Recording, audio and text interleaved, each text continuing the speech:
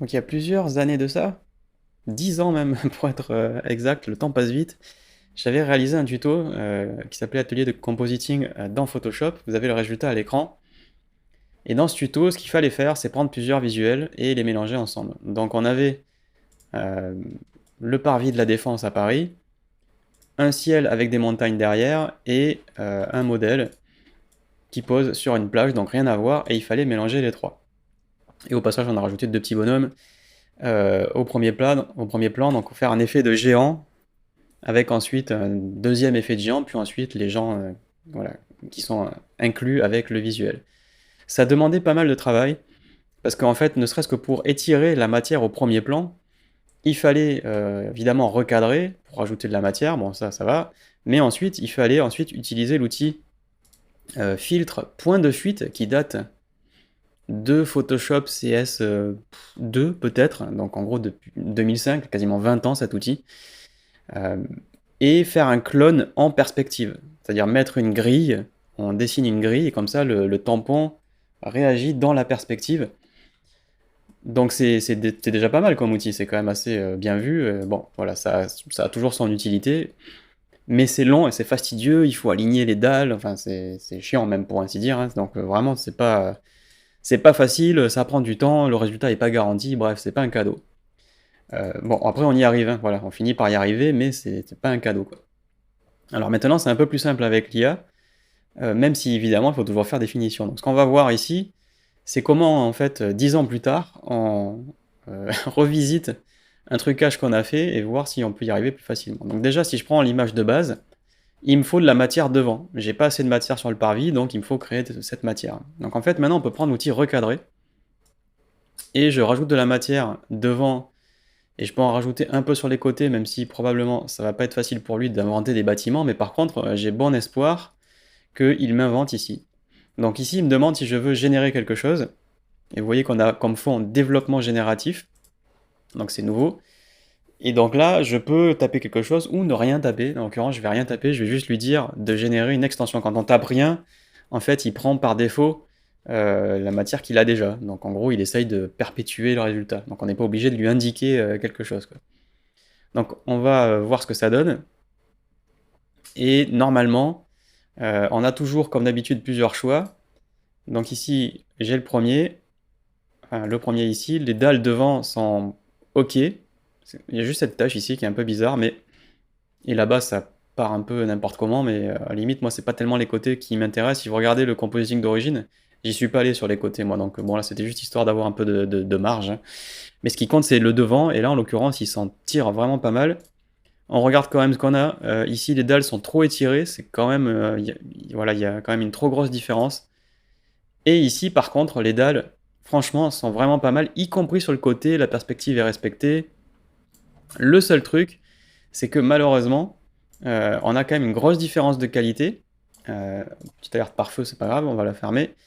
On a une grosse différence de qualité. Regardez, on voit ici le développement génératif, où est-ce qu'il s'est généré, quoi. Donc ça, si vous postez cette image dans cette taille-là sur le net, ça va aller. Si vous voulez la voir en grande taille, ça va pas aller. Moi, regardez sur mon visuel d'origine, je l'ai fait comme ça, c'est-à-dire en 1920 par 1080, c'est-à-dire une frame HD, quoi.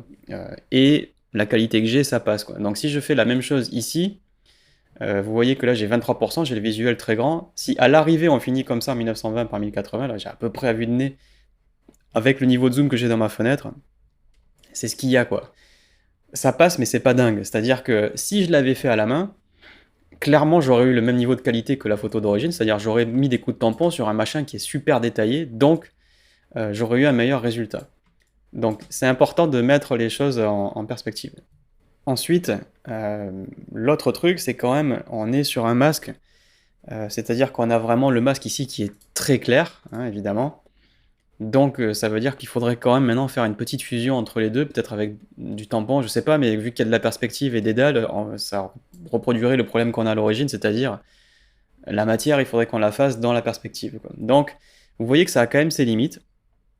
C'est-à-dire que de prime abord, on se dit waouh, il y a un effet waouh, et puis en fait, derrière, il y a quand même le retour sur terre, quoi. Savoir, c'est pratique, mais ça fait pas tout le job à la main. Donc là, vraiment, si je voulais continuer, ça veut dire que bah voilà, frame HD maximum, et encore, on voit que c'est quand même un petit peu diffus, quoi.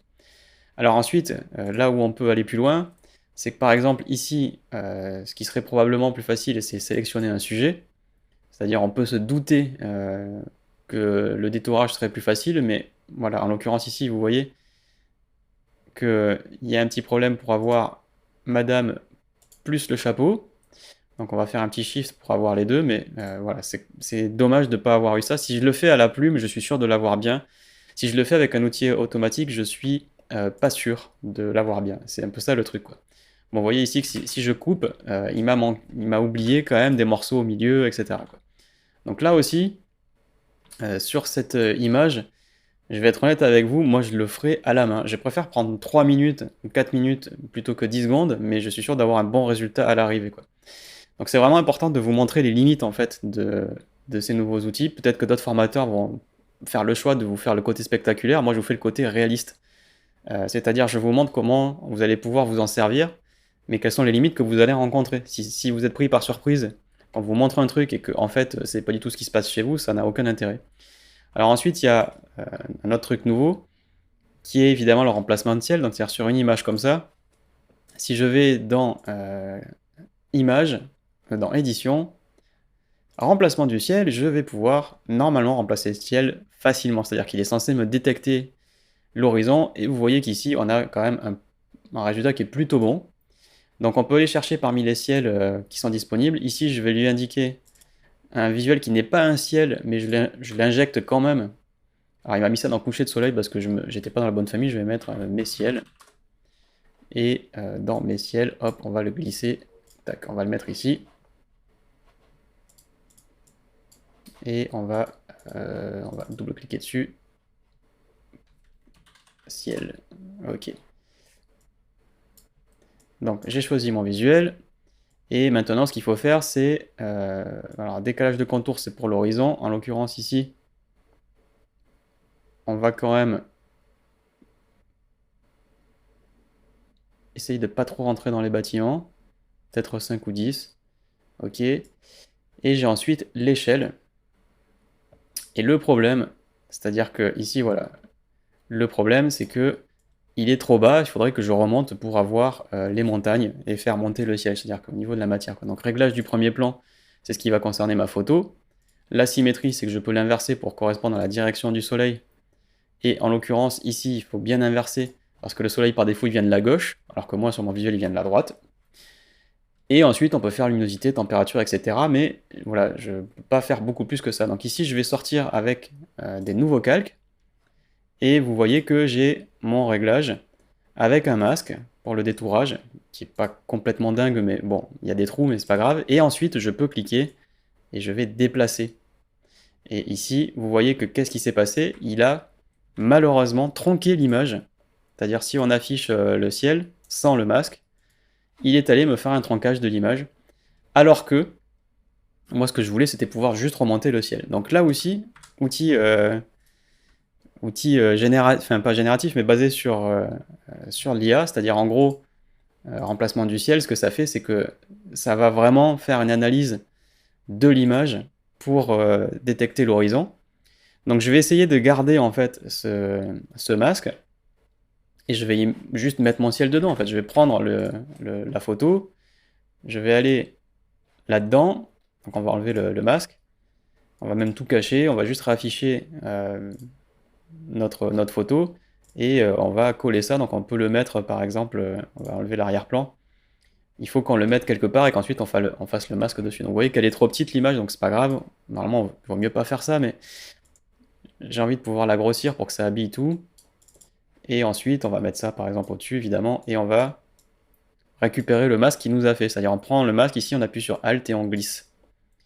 Et maintenant, j'ai bien la possibilité de faire ça, que je voulais faire depuis le début en fait. Voilà, bon. Donc encore une fois, c'est un outil automatique qui, sous le côté un peu spectaculaire, en fait va vous empêcher de vraiment bien travailler. Je suis pas en train de dire qu'il faut jamais l'utiliser, je suis juste en train de vous montrer que là encore, si vous ne savez pas faire des opérations de compositing dans Photoshop à la main, si vous savez pas utiliser le tampon, faire des masques, des transformations, il vous manque des billes en fait. Et là, la bille, c'est qu'il me le place et il me le tronque. Donc si j'ai envie de le remonter, je peux même pas le faire. Donc c'est, soit ça marche du premier coup et c'est génial, soit vous avez besoin de repasser dessus et c'est pas bon en fait. Enfin, c'est pas bon si vous savez pas le faire, hein, si vous utilisez juste le truc automatique. Donc ça peut faire gagner du temps, mais ça remplace pas de savoir le faire à la main non plus. Donc c'est vraiment important voilà, de vous montrer ça, quoi.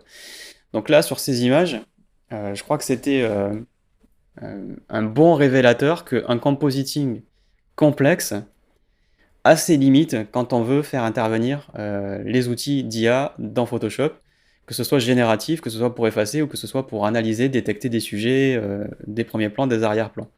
Quand on veut quelque chose, et ça c'est pas qualité cinéma, hein, on n'est pas sur un truc qui pourrait sortir demain au cinéma, quoi. C'est pas méga ultra propre, mais ça tient la route. Ça tient la route pour la direction du soleil, pour une partie de la perspective. Elle est pas complètement dingue en perspective, mais ça roule. Et en fait, finalement, en voulant gagner du temps en utilisant l'IA, bah, vous allez peut-être gagner du temps sur la dalle, mais encore une fois, n'oubliez pas, vous avez une grosse différence de qualité visuelle, c'est-à-dire que là, il n'a pas du tout respecté la zone de netteté, en fait, donc d'un point de vue photographique, c'est complètement faux. Au niveau de la détection du sujet, on l'a vu, il y a des trous, et le contour n'est pas complètement bon, les cheveux sont pas pris, donc au final, bon, bah, autant le détourer proprement, j'ai envie de dire, avec l'outil de votre préférence, hein, ça peut être la vieille baguette magique, ça peut être la bonne vieille plume, ça peut être plein de choses, hein, pourquoi pas, hein. Et ensuite, le ciel, c'est-à-dire que bon, ben, on aurait pu détecter l'horizon assez facilement, quitte à faire un petit coup de plume en 3 minutes aussi, mais si on utilise l'outil remplacement de ciel, ben, en fait, il nous le tranque et on peut pas réintervenir dessus derrière. Donc finalement, encore une fois, là aussi, on aurait peut-être mieux fait de le faire directement à la main. Donc, mon propos, il est le suivant. Il vaut mieux évaluer, il vaut mieux bien connaître Photoshop que de se reposer sur des outils complètement automatiques sur la promesse que l'IA fait tout et qu'elle va le faire mieux que nous. Parce que si jamais vous passez plus de temps à corriger un truc automatique que ce que vous l'aviez fait à la main, c'est pas bon, vous perdez du temps et de l'argent. Donc je dis à mes étudiants, je les vois souvent essayer d'utiliser des trucs qui sont, voilà, pour faire un peu waouh avec des outils automatiques qui détectent les trucs tout seuls et tout. Et le truc fait pas ce qu'il veut, ça fait pas ce qu'on attendait. Du coup, derrière, il faut ou le relancer, réessayer plusieurs fois, ou derrière le patcher, c'est-à-dire cacher un peu la misère que le truc automatique nous a intégré. Et au final, on se retrouve à passer plus de temps à bidouiller un truc automatique qu'à le faire bien du premier coup à la main. Parce que nous, on connaît nos compétences, on sait par quel chemin on va passer et on sait ce qu'on va obtenir.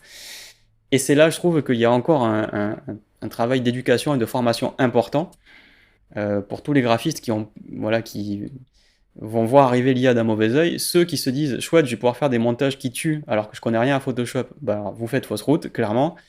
Et ceux qui se disent ça va remplacer, moi je suis bon mais ça va remplacer mon métier, je vais être obsolète. Clairement non, pas tout de suite en tout cas, parce que pour l'instant il y a encore beaucoup de progrès à faire et beaucoup d'interventions manuelles à faire pour que le sujet soit convaincant.